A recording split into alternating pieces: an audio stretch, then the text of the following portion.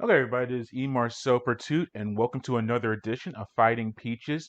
We're switching it up with this edition. Normally, we do content related to college athletics in the state of Georgia, but with the start of the college football season, I wanted to spread the wings of this show, and we're going to preview Sun Belt teams that are starting off their college football season. And this episode is dedicated to Arkansas State. Before we get to that, as always, to follow everything that we're doing, head to the mothership, the sportsinquirer.net, premier site for news and notes in the world of sports, and that includes Sun Belt content as well. You can go to our social media platforms on Twitter, Instagram, and Facebook under Sports Inquirer. That's all one word. And then finally, go to our audio and video content providers such as SoundCloud, Spotify, Google Podcasts, and iTunes. Do a search on there under the Sports Inquirer, and you will see and hear all that we do. All right, let's get to Arkansas State. Last year, they finished 4-7, ending a 9-season bowl streak. With that, they have a new head coach leading the squad, Butch Jones, formerly of the University of Tennessee in Cincinnati, among other stops. He's also been assistant at several places. He did some work with Alabama in the past few years, but now he is with Arkansas State. Here he is at the Sunbelt Media days, well, I guess it was a day, about taking the Arkansas State position and what appealed to him. Well, I always like a fact check. I think you can always look at the facts, and you look at the facts behind the Sun Belt Conference. I think it's one of the most competitive conferences in the country. And again, so I think it's a challenge in and of itself. But I think when also you look at the Sun Belt, not only is the conference schedule challenging, but you look at the non-conference scheduling that all the programs have to play. And that's as challenging from top to bottom as anywhere in America. In terms of Arkansas State, I had a great job at the University of Alabama. I was working for the greatest head football coach of all time, and I'm very indebted to him, especially the last year and a half, for his trust and confidence in me and the countless time that we spent together. So I kind of had a checklist of what I was looking for. And first and foremost, I was looking for an institution that was committed to doing things the right way, that was committed to winning, and was surrounded by great people and great vision. And that's what I found in Arkansas State. And it has not disappointed me. Every day I've been there, I've been very, very impressed. It's a tremendous community. It's almost like an SEC mini community in terms of the excitement, the energy. You go around town, everything's about Arkansas State. And, when you're a leader of a program, and that's why we did the fight song, it's building an affinity for that institution. And I've been very encouraged by what I've seen so far. And now that he's been in Arkansas and seen what's going on, here was his thoughts on the biggest areas of improvement for the team. Yes, I think it's in the sports performance area, becoming a more explosive, more powerful football team. I've have not hid behind this. We have to get tougher as a football program, both mentally and physically, and we have to be able to run the football on offense. And we have to be able to stop the run on defense. And if you really look at not only in this conference, but the game in general, it's a line of scrimmage league, and it all starts up front with what you can do. And if you can't run the football and you can't stop the run, you're in for some long Saturdays. So make no bones about it. It starts up front, being able to defend the run and be able to run the football, especially in critical moments throughout the stages of a game.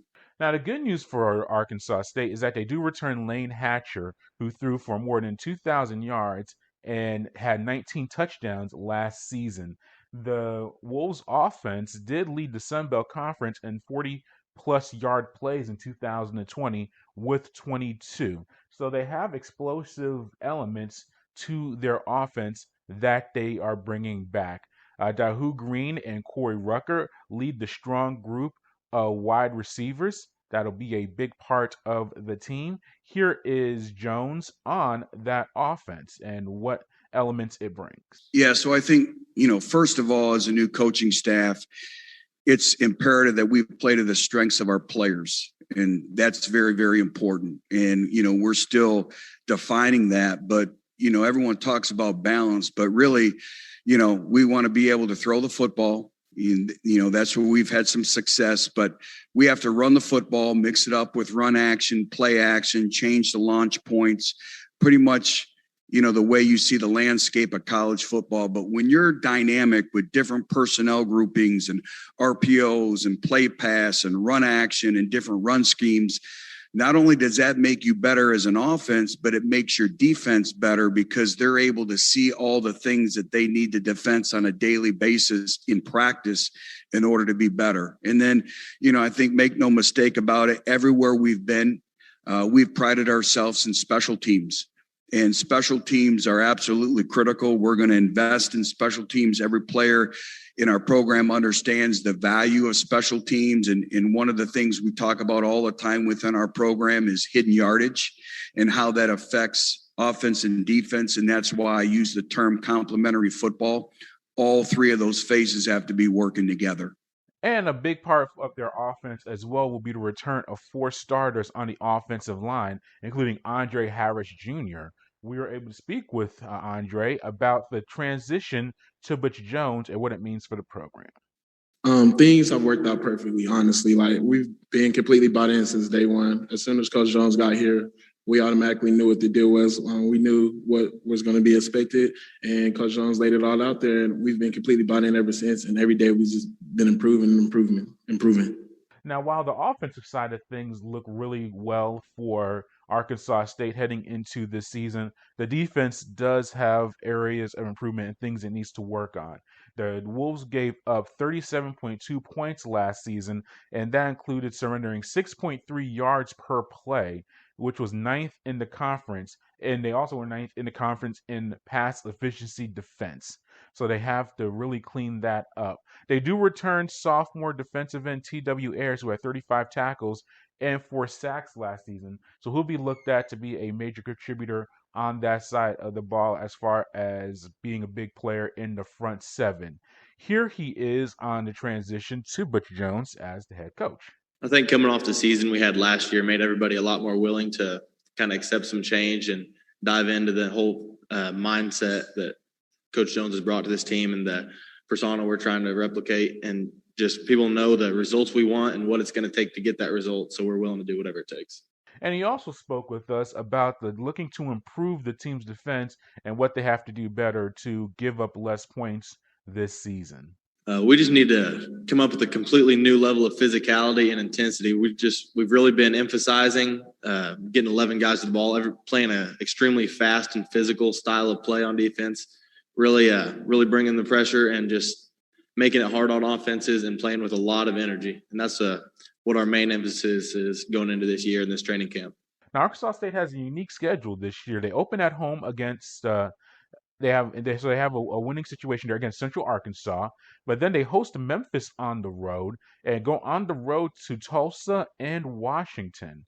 So after Central Arkansas, which we figure they'd be favored in that contest, going to Memphis is usually just tricky, and then at Tulsa and at Washington. So they're heading pretty far away, especially that Washington road trip, a team that's considered maybe a dark horse to win the Pac-10 North or be right there with Oregon. So that's a very tough non-conference schedule that they have to navigate. Now, transitioning into the Sun Belt portion of their schedule, they do have to go to Georgia State in Atlanta, a team that's probably going to be in winning record contention, or maybe you contend for the Sun Belt East.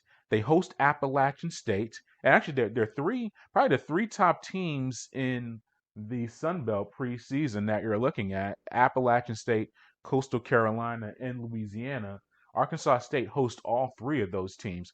So while those are the top 3 opponents on the schedule as far as Sun Belt play goes, they do get them at home in Arkansas. So that does give the Wolves a little bit of an advantage there.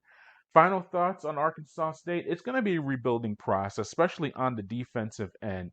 They've had really good coaching there the past few years.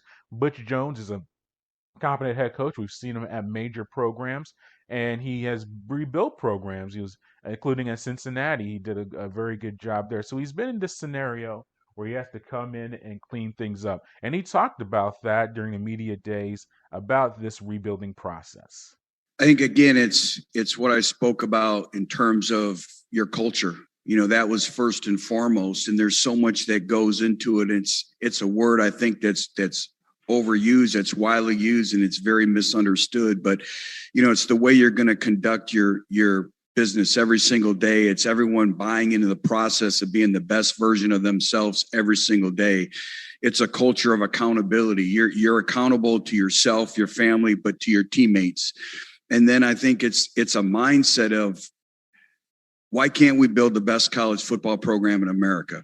Why not? And at Central Michigan, we got to a point where, we felt we were the best football program in America, and we were ranked in the top 25. I want to say we were 22-3 in league play, and that kind of mindset has kind of followed us. But it's the harder you work, the more you invest. That love and ownership comes in, and when you love something or you own something, your mindset's going to be a little bit different. And that's what I've been so encouraged, with our players, is from day one, it was just tell us what to do, and they've tried to please. And the key for us is we really have not suffered much adversity. As a coach, you try to create adverse situations to see what type of leadership you have, how will they react.